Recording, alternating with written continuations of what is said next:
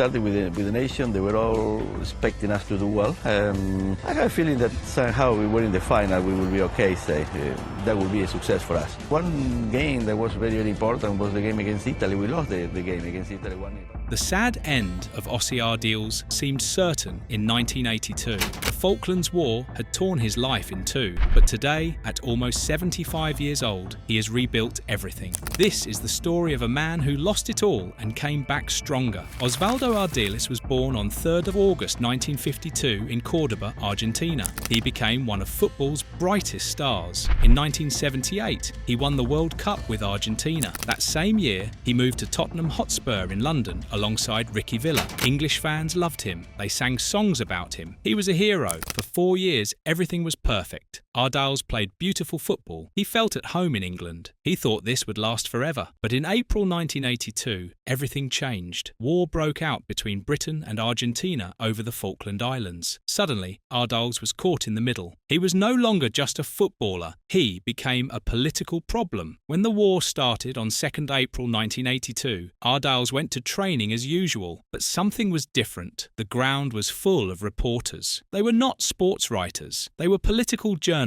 and war reporters. They asked him questions he could not answer. In England, some people saw him as an enemy. The newspapers called him suspicious. Some fans turned against him. In Argentina, it was even worse. The military government controlled the newspapers. They called him a traitor. They said he was a vendipatria, a seller of his country. They attacked him for staying in London. They used his old comments about loving England against him. Ardiles felt trapped. Everything he said was twisted. He could not speak without making things worse. He described this time as a psychological siege. He felt like a traitor in Argentina and a spy in England. The isolation was terrible. He loved both countries, but both countries now questioned him. The political pressure was relentless. In England, the tabloid press published stories questioning his loyalty. Some suggested he should leave the country during the conflict. The atmosphere at matches became hostile. Even though many Tottenham supporters remained loyal, displaying banners that said Argentina could keep the Falklands as long as they could keep Ossie, the broader public mood was toxic. Ardiles could not escape the war. Every newspaper he opened, every television broadcast he watched, reminded him that his two homes were killing each other. The psychological toll was immense. He struggled to sleep. He struggled to focus on training. Football seemed trivial compared to the human cost of the conflict unfolding in the South Atlantic. Then something truly awful happened. On 1st May 1982, his cousin was killed in action. First Lieutenant José Leonidas Ardiles was a pilot in the Argentine Air Force. He flew a Mirage fighter jet with the number C433. That day, he was sent on a mission over East Falkland. British pilot Flight Lieutenant Bertie Penfold was flying a Sea Harrier. He shot down José's plane with a Sidewinder missile. José died instantly. There was no ejection, no escape.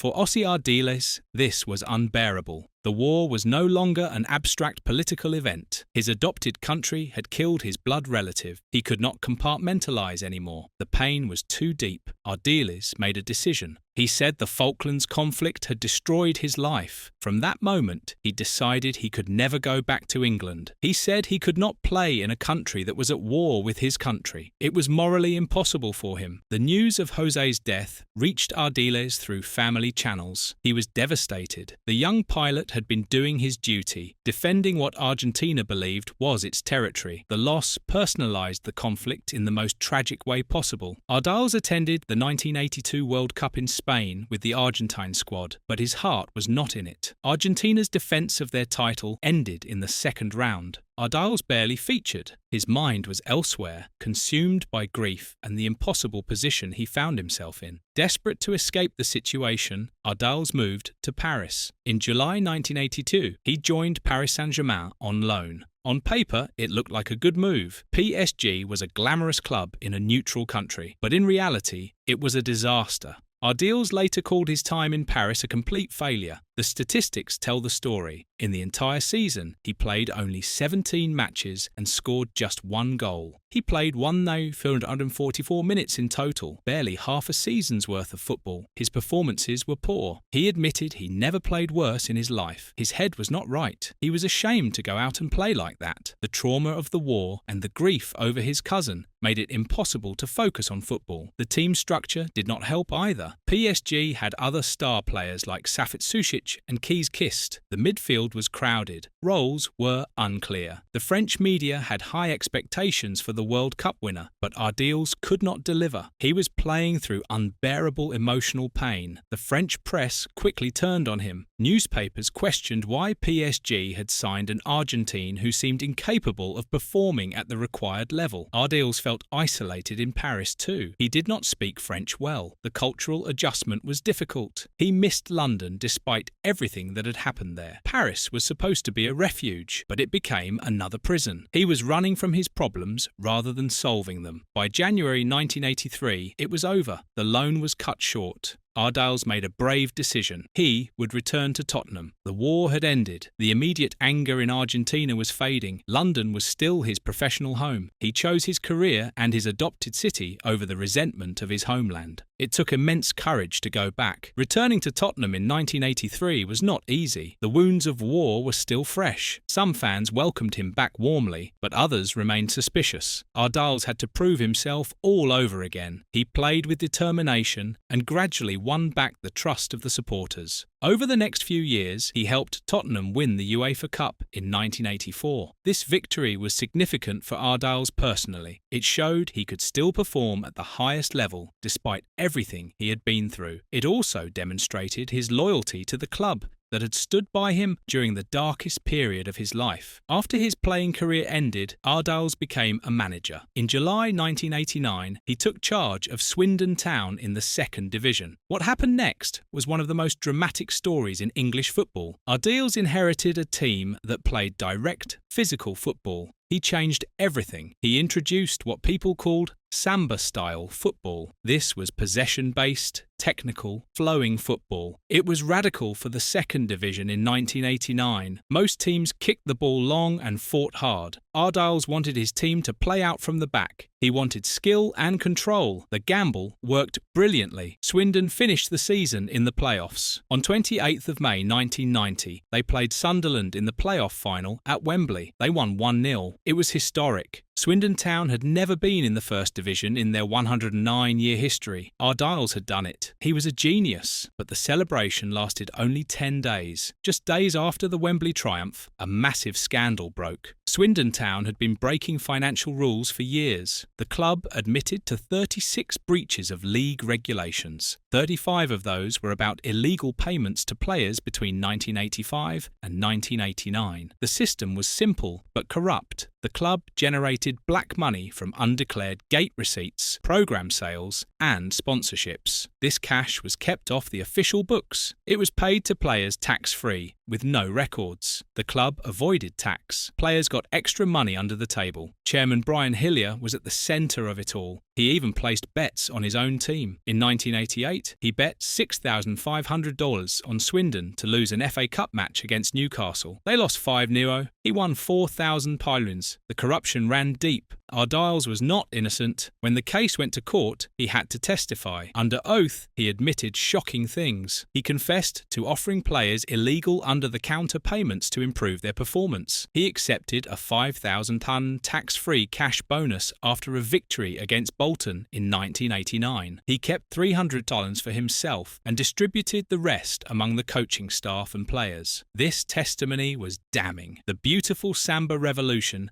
had been funded by illegal money. Ardiles was part of the corruption, not just a victim of it. His reputation was destroyed again. The punishment was severe. In June 1990, the Football League ordered Swindon to be demoted 2 divisions. They would be relegated to the 3rd Division and denied their promotion. Swindon appealed to the FA. In July, the punishment was reduced. The club was still denied promotion, but they could stay in the 2nd Division. Chairman Brian Hillier went to prison for a year for tax fraud. For Ardiles, the promotion had been cruelly snatched away. It became the defining phrase of his time at Swindon. He had achieved something incredible on the pitch, but it was nullified by scandal off it. The Swindon scandal forced Ardiles to confront uncomfortable truths about himself. He had always seen himself as an honest man caught in difficult circumstances, but his involvement in the illegal payments showed he was willing to compromise his principles to succeed. This realization was painful. It took years for him to come to terms with what had happened. In later interviews, Ardiles admitted he had made mistakes. He acknowledged that the culture of under-the-table payments was wrong, even if it was common at the time. This honesty helped him begin the process of rehabilitation. After the Swindon disaster, Ardiles slowly rebuilt his reputation. He reinvented himself as a global ambassador for football. Today, at 73 years old, he is a respected elder statesman of the game. He works as an official ambassador for Tottenham Hotspur. His schedule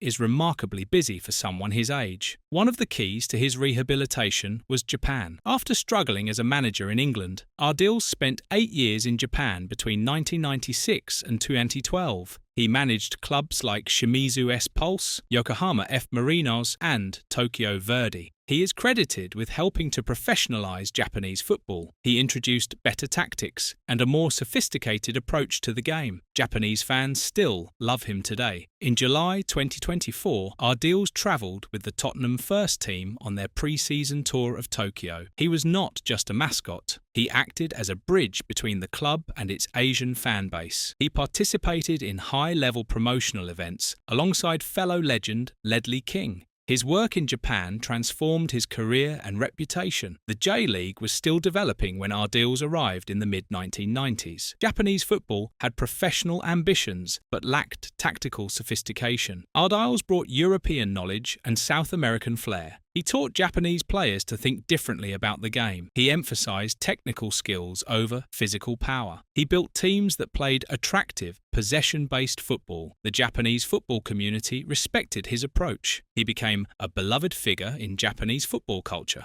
This experience gave Ardiles a new identity beyond his Tottenham legacy and the Swindon scandal. Ardiles remains remarkably active. In November 2024, he visited Mumbai and Bengaluru in India. He supported grassroots football initiatives and attended fan screenings for the Spurs in India campaign. He travelled with Ledley King again, spreading the message of football development. In 2025, his schedule is packed. In March 2025, he coached the Spurs Legends team in a charity match against AC Milan Glory. In May 2025, he attended events in Bilbao related to UEFA competitions, showcasing documentaries about White Hart Lane. Perhaps most poignantly, in June 2025, he is hosting an evening event at Swindon Town. This is a symbolic moment of reconciliation. He is returning to the club where he experienced his greatest highs and lowest lows. It shows he has made peace with that chapter of his life. Despite past health problems, Ardiles is in good shape. In 2014, he had a severe car accident in the Falklands and later needed heart surgery, but he has recovered well. Remarkably, he has not given up on management. In interviews from 2024, he said he would love to manage again. If the chance came, he would take it. He specifically mentioned England or Argentina as preferred destinations. While a return to the dugout seems unlikely at his age, the statement shows his enduring competitive spirit. He is not ready to fade away. The story of Ossie Ardiles is a testament to resilience. He began his English journey as an exotic import, a symbol of football's growing globalisation. The 1978 move to Tottenham alongside Ricky Villa was groundbreaking, but the Falklands War in 1982 exposed the fragility of that cultural bridge. Ardiles was cast into a role he never wanted, the enemy within. The death of his cousin Jose in combat over the Falklands remains a sombre anchor in his story. It was a tragedy that forced his exile to Paris, where he struggled through the worst football of his career. The Swindon Town scandal of 1990 further complicated his legacy. While he was tactically progressive and revolutionary, he was also entangled in the corrupt financial practices of late 20th century English football. His admission of accepting and distributing illegal payments tarnished his managerial triumph. Yet, in 2025, Ardiles has achieved something remarkable. He has reconciled these contradictions. He is no longer the traitor or the failed manager. He is a celebrated survivor. He is a man who navigated war, politics and scandal to emerge as a beloved ambassador. He represents endurance and redemption. Today, he works for the very institutions that once consumed him. He travels the world promoting football. He coaches legends. He returns to places like Swindon that once broke him. He has made peace with his past.